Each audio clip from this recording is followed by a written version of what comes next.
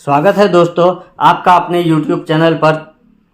आज हम लोग सक्षमता काउंसलिंग से संबंधित आने वाली कठिनाइयों को जानेंगे कि हमें किस प्रकार की कठिनाई हो सकती है और उन कठिनाइयों का किस प्रकार से हम समाधान कर सकते हैं।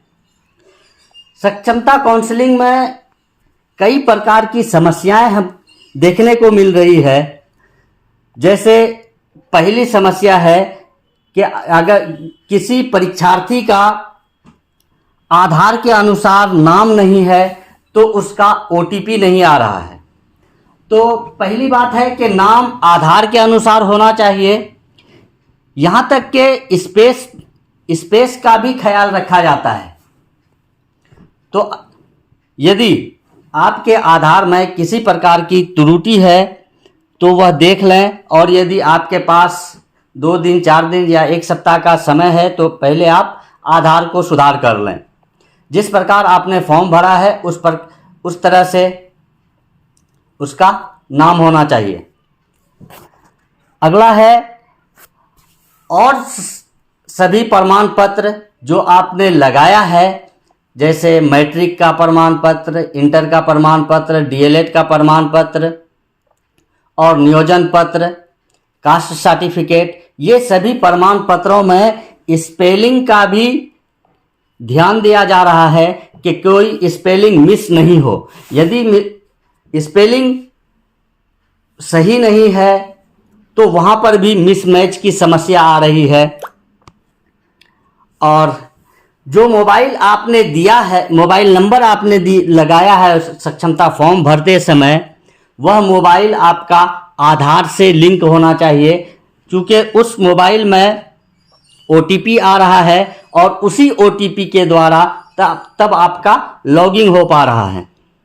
और काउंटर पर ज़्यादा सर्टिफिकेट देने की ज़रूरत नहीं है, उन्हीं प्रमाण पत्रों को दें जितने प्रमाण पत्र आपने फॉर्म भरते समय अपलोड किया है।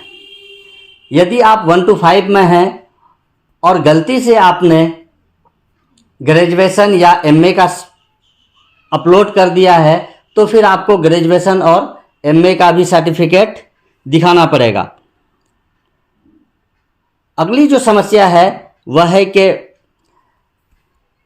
समस्या है कि आपने जो प्रमाण पत्र दिया है उन प्रमाण पत्रों को किस क्रम में दिया है। बहुत सारे लोगों का ऐसी भी समस्या है कि जहां आधार लोड करना था वहां सर्टिफिकेट लोड हो गया है, जहां इंटर का सर्टिफिकेट लोड करना था तो वह भी एक समस्या है। और आप जब भी पहुंचें तो स्लॉट के अनुसार ही जो आपके मोबाइल में मैसेज आया है या आप स्लॉट दिखाई दे रहा है उस स्लॉट में ही पहुंचें। आगे पीछे पहुंचने से आपका काउंसलिंग बाधित हो सकता है। सभी प्रमाण पत्रों के स्पेलिंग पर ध्यान देते हुए आप अपने काउंसलिंग स्थान पर पहुंचेंगे।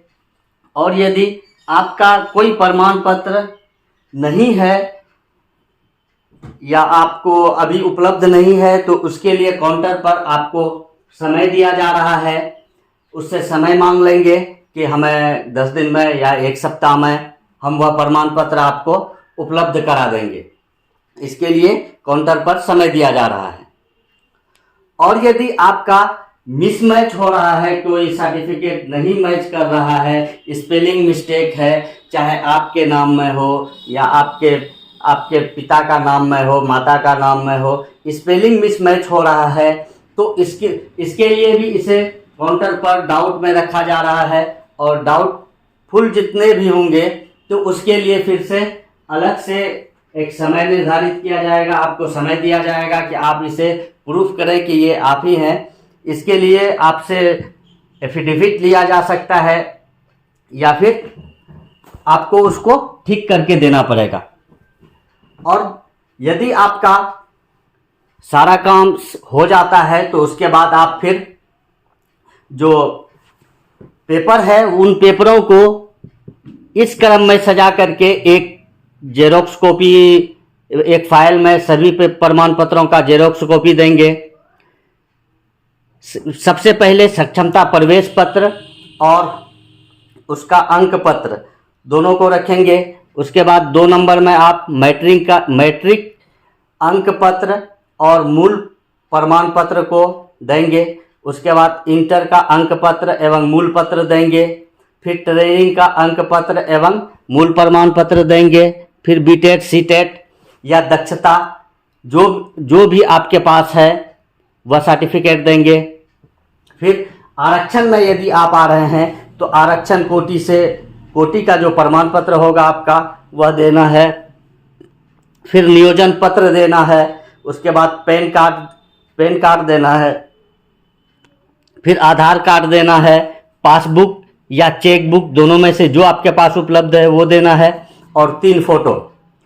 ये सभी जेरोक्स कॉपी करके इस जैसा क्रम है इसी क्रम में सजा करके सभी को सेल्फ अटेस्टेड करते हुए आपको काउंटर पर जमा करना है।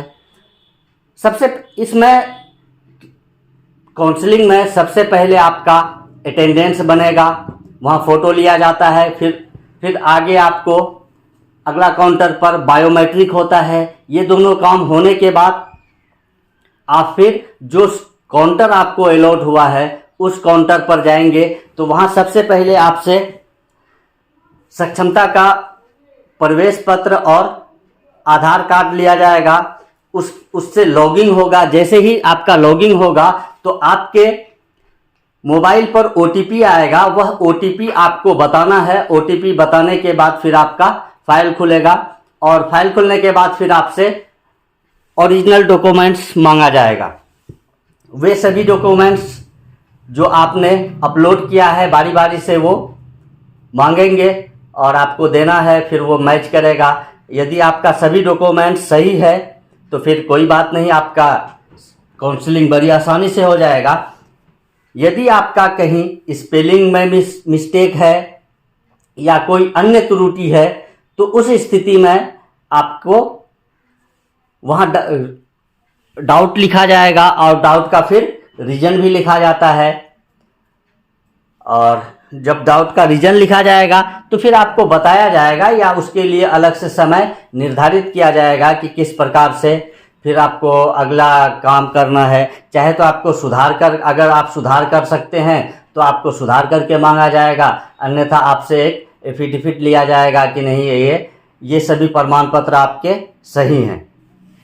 तो इस प्रकार से दोस्तों यदि आपका सभी प्रमाण पत्र सही है तो काउंसलिंग बड़ी आसानी से हो जाएगा। धन्यवाद दोस्तों।